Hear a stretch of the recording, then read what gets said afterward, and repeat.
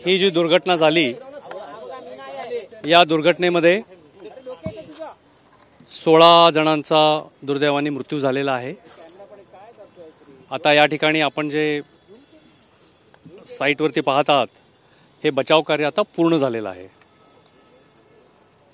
आता आमच्या लोकांनी या बचाव कार्यामध्ये ज्यांनी भाग घेतला त्याच्यामध्ये मुंबई महानगरपालिका, Mumbai police, MMRDA, NDRF, BPCL, महानगर गॅस या सर्व यंत्रणांचा समावेश होता। या सर्वांनी व्यवस्थित समन्वय राखून या ठिकाणी हे काम केलेलं आहे आणि बचाव कार्य आता पूर्ण झालेलं आहे। याच्यामध्ये तपासणी करण्यात आलेली आहे की अन्य कोणी व्यक्ती किंवा या ठिकाणी अडकलेला नाही आहे। आता फक्त जे काम चालू आहे ते या ठिकाणी या होर्डिंगचा जो मलबा पडलेला आहे तो हटवण्याचं काम चालू आहे। हे आज दिवसभर चालू राहील। या दुर्घटनेमध्ये 16 लोकांचा दुर्दैवाने मृत्यू झालेला आहे। तर त्यांना सहानुभूती म्हणून त्वरित जी मदत करायची ती मुख्यमंत्र्यांनी जाहीर केलेली आहे आणि त्याप्रमाणे त्यांना आता त्वरित ही मदत दिली जाईल।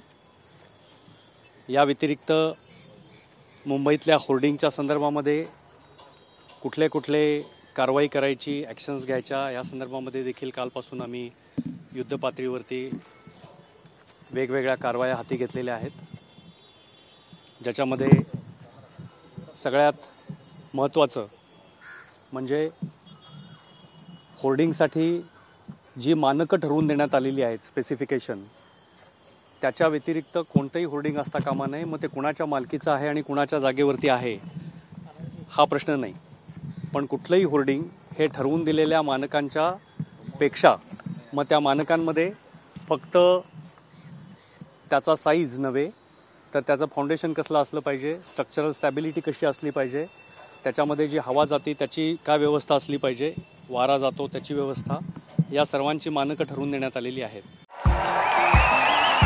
देखिए, उनका काम है अफवाह से गर्मी बढ़ाना और हमारा काम है माहौल को ठंडा रखना। हमारा नेता कैसा हो जो माहौल को रखे ठंडा वैसा हो। अब की बात वी गॉट एयर कूलर का चमत्कार। महापालिकेच्या परवानग्या घेतलेल्या जी होर्डिंग आहेत त्याला स्ट्रक्चरल स्टॅबिलिटी करणं हे बंधनकारक असतं।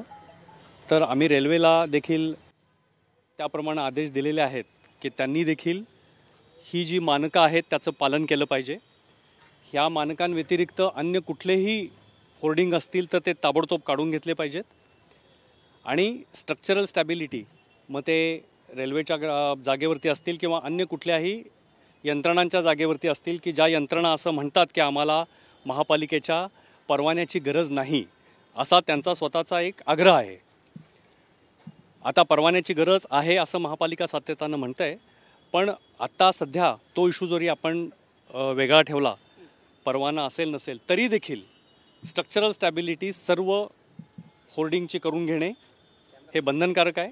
ही स्ट्रक्चरल स्टॅबिलिटी करून त्यांनी महापालिकेला तसे सर्टिफिकेट सादर केले पाहिजेत। या प्रकरणामध्ये आपल्याला माहिती आहे की गुन्हा दाखल झालेला आहे, मुंबई पोलिसांनी गुन्हा दाखल केलेला आहे।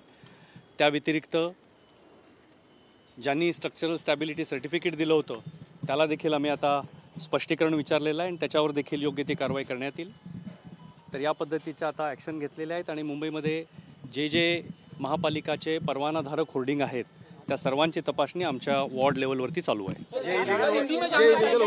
सर, पेट्रोल पंपाला काही नोटीस बजावण्यात आलेली आहे, ते आपल्या अंतर्गत येत नाही। कुठलेही एस्टॅब्लिशमेंट मुंबई महापालिकेच्या कार्याअंतर्गत येणारे आहेत त्या सर्वांना परवाना लागतोच। त्याच्यामुळं वेगवेगळ्या स्वरूपाचे परवाने आहेत, त्याच्यामुळं तो कुठलाही ट्रेडिंग ॲक्टिव्हिटी असेल त्याला देखील परवाना लागतो। ह्याचं जे पेट्रोल पंपचं स्ट्रक्चर होतं त्याला आपण प्रोव्हिजनल परवाना दिलेला होता त्याची तपासणी करून, पण त्याला तो पेट्रोल पंप चालवायचा परवाना होता की नाही ते आता आम्ही तपासून बघतोय। कारण पेट्रोल पंप चालवायचा परवाना जर त्याला नसेल तर त्याच्यावर देखील नियमाप्रमाणे जी असेल ती कारवाई करण्यात येईल।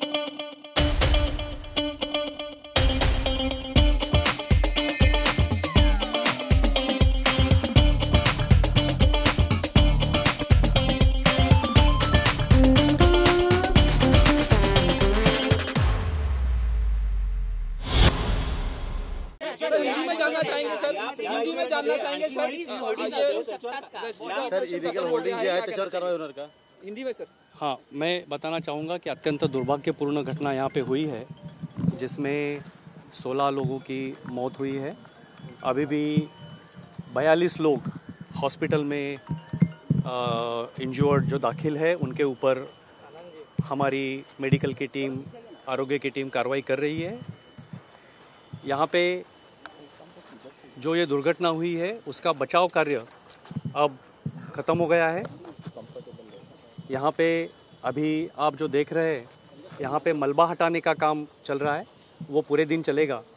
इसमें विलंब होने का कारण ये है कि यहाँ पे एक्टिव पेट्रोल पंप था और यहाँ पे फ्यूल स्टोरेज था, तो इसीलिए हमारे जो सब लोग हैं जिन्होंने ये बचाव कार्य में सहभागी हुए थे, उनमें काफ़ी मर्यादाएं थी, क्योंकि यहाँ से बहुत संभाल के काम करना पड़ता था।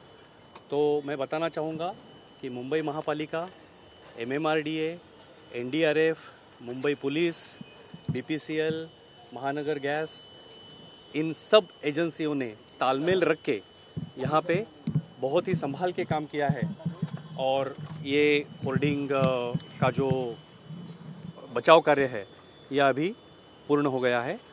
इसके तहत माननीय मुख्यमंत्री जी ने हमें आदेश दिया है कि मुंबई के सभी होर्डिंग्स की जांच की जाए, जो हमने की है, और जो होर्डिंग्स स्पेसिफिकेशन जो हमने डिसाइड करके दिए हैं तज्ञ लोगों ने, वो स्पेसिफिकेशन जैसे अगर उसमें से कोई भी डेविएशन होगा तो सब होर्डिंग को नोटिस जाएगी। फिर वो किसके ओनर है उसके, ये मुद्दा अलहिदा है, हम उसमें अभी नहीं जा रहे। But all hoardings needs structural stability certificate, all hoardings needs to follow the specification of size, foundation and the wind velocity which passes through to provide the necessary stability। ये सब हम अभी जांच कर रहे हैं, काफ़ी सारी जांच हमारी हो गई। इसी लोकेशन पे यहाँ पे बिना परवाना और 3 होर्डिंग्स है जिनको हटाने का काम चल रहा है, और मुझे लगता है कि 2 दिन में वो भी काम पूर्ण हो जाएगा। Thank you.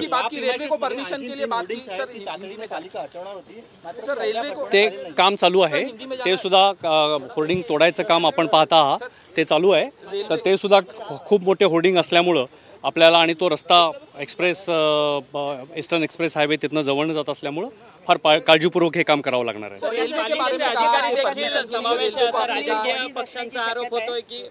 त्याच्याबद्दल मी भाष्य करू शकत नाही। रेल्वे ये जो फाउंडेशन है वो हमने VGTI को रेफर किया है, तो VGTI टेक्निकली हे तपासून घेईल की हा इश्यू फाउंडेशन होता, स्ट्रक्चरचा होता, ह्या तपासून ते आम्हाला त्याचा तांत्रिक अहवाल सादर करतील। त्यांची ऑलरेडी व्हिजिट झालेली आहे, बरोबर आहे ना? त्यांची ऑलरेडी या ठिकाणी व्हिजिट झालेली आहे। थँक्यू। पेट्रोल पंप को लेकर क्या कहना चाहेंगे? जो पेट्रोल पंप का स्ट्रक्चर था वो कैसा था? क्या पेट्रोल पंप के स्ट्रक्चर को कंस्ट्रक्शन NOC महापालिका ने दी हुई थी, इट वाज as per the specification. However उसको एक्चुअल पेट्रोल पंप चलाने का लाइसेंस दिया गया था कि नहीं, वो हम अभी चेक कर रहे हैं। वो आप चेक करके उस पर नियमानुसार जो कार्रवाई होगी की जाएगी।